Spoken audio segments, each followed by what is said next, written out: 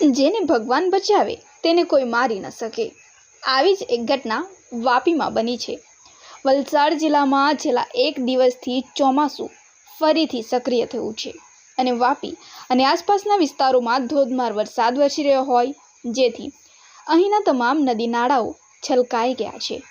આવા વાતાવરણમાં Mahindra pickup driver વાપીના CETP પ્લાન્ટમાંથી નામધા ગામ તરફ જઈ રહ્યો હતો અને તે જ સમયે નદીના પાણીનો પ્રવાહ પણ વધી ગયો હોય, જેના કારણે નદી કિનારાના રસ્તા પર પાણી ભરાઈ ગયા હતા અને ડ્રાઈવરે કાર પરનો કાબુ ગુમાવ્યો।